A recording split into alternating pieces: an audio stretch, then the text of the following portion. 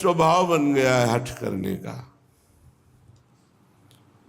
चाहे जितना मन अब चंचल हो, शरीर पीड़ा दे, समाज उपहास करे, अब आपको नहीं छोड़ सकते। मेरा भी हठीला स्वभाव है। बराबर आपको पुकार रही हूं और आप कृपा करके हमारी तरफ देख नहीं रही, तो मैं भी अपनी पुकार बंद करने वाला नहीं। ये बात ध्यान रखना। ये उपासक में हठ होना चाहिए।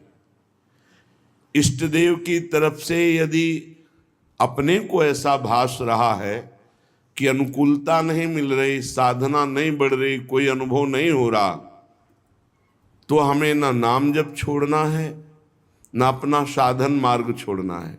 हठीला स्वभाव बनाना है।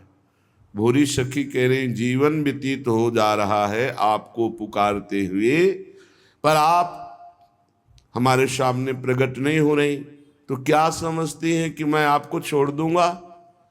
ना हमारी पुकार रुकेगी और ना आपके चरणों को मैं छोड़ सकता हूं। आपके श्री चरणों की शपथ खा के कहता हूं कि मैं अपना जीवन और जन्म केवल आपके लिए हार चुकी हूं। ये बहुत बड़ी बात। आपके बल से हमने अन्य साधनों का त्याग कर दिया। कर्मयोग, धर्मानुष्ठान, मंत्रानुष्ठान, विविध प्रकार के व्रत का अनुष्ठान, वैदिक सिद्धांत, ये सब छोड़ दिया। आठों पहर राधा राधा नाम जपना, आपके ही प्रति संपूर्ण कर्म समर्पण करना, आपका ही चिंतन करना। अब जो हमसे त्रुटि हो रही है, अब जो हमारी मन बुद्धि की वृत्तियां संसार में जा रही हैं, अब आपकी जिम्मेवारी है। आपके बल से सबका त्याग करके केवल आपका आश्रय लिया। इसलिए हे सहज कृपामयी, मेरा विश्वास है कि आपके चरणों के आश्रय मात्र से जैसे घर बैठे संपत्ति आ जाए, ऐसे संपूर्ण अध्यात्म की संपत्ति हमारे हृदय में जागृत हो जाएगी। क्योंकि अपने जीवन का संपूर्ण भार हे स्वामिनी आपके कर कमलों में समर्पित कर दिया। अब तारो मारो, प्रपंच में रखो, प्रेम में रखो, धाम में रखो, जगत में रखो। अब आप ये दृढ़ निश्चय बड़े पवित्र विचार वाले उपासक के होते हैं। अन्य आश्रय नहीं, न किसी व्यक्ति का, न वस्तु का, न स्थान का, न किसी ईश्वर का, अन्य नाम रूप का। अपने इष्ट देव में पूर्ण अनन्य हो गया। ये बाजी जीत गए। बिना अनन्य हुए अंतःकरण पूर्ण समाहित हो ही नहीं सकता। साधनहीन, पापाचारी, सैकड़ों प्रकार की दुर्मति वाला, महाकामी, क्रोधी, दंभी, पाखंडी है, सब दोष हैं। पर उसने एक नियम ले लिया कि अब आजीवन वृंदावन वास करेंगे, अब हमसे कुछ होने वाला नहीं।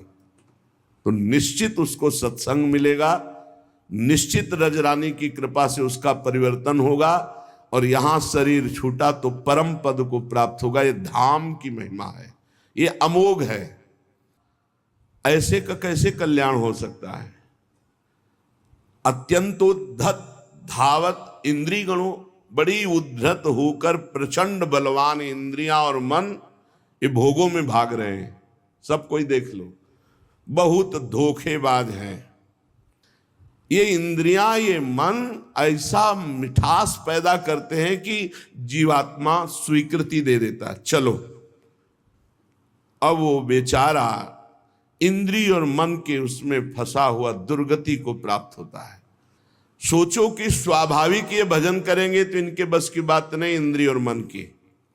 ये स्वाभाविक विषयों में तुम्हें फंसाएंगे, इनको जबरदस्ती भजन कराना पड़ेगा। अब मैंने समझ लिया कि अब मेरा एकमात्र परम कल्याण, उद्धार, मंगल सीधा वृंदावन करेगा। तो मैं आजीवन वृंदावन वास का नियम लेता हूं कि अब मेरे से तो कुछ बनने वाला नहीं, अपने शरीर को इसी धाम में रखूंगा और इसी रज में धूल धूसरित होकर प्राण त्याग दूंगा, तो भगवत प्राप्ति हो जाएगी, पक्का भगवत प्राप्ति हो जाएगी। तो ये जो कहा गया कि आप अखंड धाम वास करें आपको भगवत प्राप्ति होगी, तो अखंड धाम वास और भगवत प्राप्ति के बीच की यात्रा नहीं बताई गई। वो होगी सत्संग से, वो होगी रसिकों के संग से। ऐसा नहीं है कि आप धाम वास करो, खुला पापाचरण करो, आपको भगवत प्राप्ति हो जाएगी, ऐसा नहीं। उपासक निरंतर भजन के लिए दृढ़ नियम लेना पड़ेगा। इसके लिए ये नहीं कि घर त्याग करके कहीं भाग कर जाने की जरूरत है। आश्रय धाम का लिए हैं और आप बहुत दूर वास कर रहे हैं, पक्का वहीं धाम प्रकाशित हो जाएगा, वहीं प्रिया प्रीतम प्रकाशित हो जाएंगे। जो आप पर विश्वास करके सबकी आशा का त्याग करके आपके चरणों के दास हो गए और रात दिन आपका नाम जप कर रहे हैं, तो बिना प्रयास के वो इस संसार समुद्र से पार हो जाएंगे और कोई साधन करने की जरूरत नहीं। ये बहुत बड़ी बात तीन है, भगवान पर दृढ़ विश्वास, अन्य किसी का आशा भरोसा नहीं, और निरंतर नाम जप, अन्य कोई साधन का श्रम नहीं, उसे निश्चित भगवत प्राप्ति हो जाएगी। भगवान पर विश्वास रखकर नित्य स्मरण करने का हमें प्रयत्न करना है, प्रयत्न करना है। जितनी हमें सामर्थ्य दी है उतना हमें करना है, आगे की बात भगवान संभाल लेंगे, पक्का समझ लो। ये विश्वास रखो, भगवान हर समय तुम्हें देख रहे हैं, भगवान सर्व सामर्थ्यशाली है और भगवान ने तुम्हें निमंत्रण दिया है अपने साक्षात्कार का। तभी मानव देह और साधु संग और भजन के रंग में चलने का अवसर मिला है। भगवान ने तुम्हें निमंत्रित किया, आओ परमानंद का भोग लगाओ। भगवत प्राप्ति के लिए अन्न जल त्यागने की आवश्यकता नहीं है। बहुत बड़े महापुरुषों के वचन ध्यान से सुनना। अन्न जल का त्याग कर देने से भगवान के दर्शन नहीं हो सकते। अगर होते होते चलो भाई अन्न जल का त्याग कर दो तो भगवान मिल जाए, ऐसा नहीं है। ऐसा कोई शास्त्रीय नियम या संतों ने नियम नहीं बनाया आज तक कि आप अन्न जल का त्याग कर दो तो भगवान मिल जाएंगे। एक अहंकार और हो जाता है, वो अहंकार ना होने पावे, वो अहंकार ना होने पावे।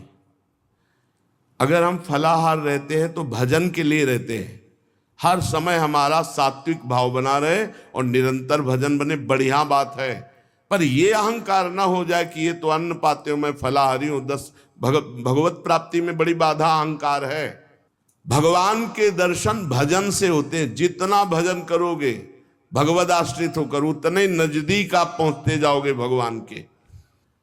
भगवत दर्शन में प्रधान भजन करते हुए जब भगवान से मिलन की व्याकुलता होती है, किसी के ऐसी चेष्टा करना कि उसके भजन करने वाले हृदय में दुख पहुंच गया, अब आपका भजन अवरुद्ध हो जाएगा। ना कोई चेष्टा, ना कोई निंदा और ना कोई मिलान किसी से करना है। हर समय देखना है हमारे ऊपर भगवान की विशुद्ध कृपा है, सब संतों की कृपा है, चराचर जगत की हमारे ऊपर कृपा है, सब श्रेष्ठ है, हम सबसे लघु। अब भजन आपका निरंतर चलेगा। अनन्य भजन में ना तन की सुधि रह जाए और ना मन की सुधि रह जाए। जानबूझकर हठपूर्वक अगर आपको सुविधा सामग्री मिल रही शरीर रक्षा के लिए तो उनका त्याग ना करो। इसके त्याग से कुछ नहीं होता। भगवान दर्शन किसको कब और किस साधना से देते हैं आज तक कोई नियम नहीं है, कोई नियम नहीं। वो कहो अभी आपको दर्शन दे दे, उनके लिए क्या है। इसीलिए तो भगत मस्त हो जाता है जो भगवान की शुद्ध भक्ति करता है कि जब चाहेंगे करुणा निधान निहाल कर देंगे। जब भगवान से चित्त जुड़ जाता है, निरंतर भगवत स्मृति होती है तो भगवान बिना प्रार्थना के आके दर्शन दे जाते हैं। चित्त में विषाद आ जाना, चिंता आ जाना, भय आ जाना पाप कर्म का फल है, ध्यान करना। भगवान ने अपनाया कि नहीं अपनाया इसके लिए हमें ढूंढने की जरूरत नहीं। भगवान से भी बलवान भगवान का नाम है, उसको हम पकड़े।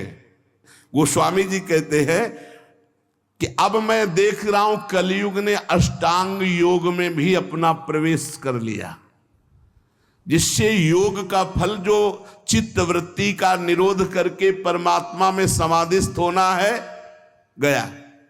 कोई बिरला होगा जिसके, उसे वैराग्यवान कहते हैं। कोई विरला सच्चा वैरागी होगा जिसका वैराग्य भगवान के लिए है, नहीं तो वैराग्य भी दिखावे पे आ गया है, पाखंड में आ गया है।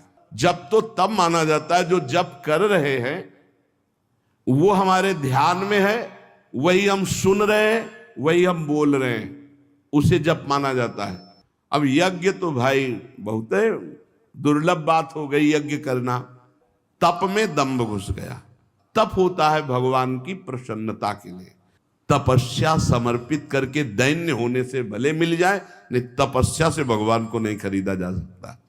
त्याग कहते हैं हमारे हृदय में भगवत प्राप्ति की लालसा हुई है, जानबूझकर सारे भोगों का सुख सुविधाओं का त्याग करके असुविधा युक्त जीवन, भगवान के लिए सब सुविधाएं हैं, असुविधा युक्त जीवन।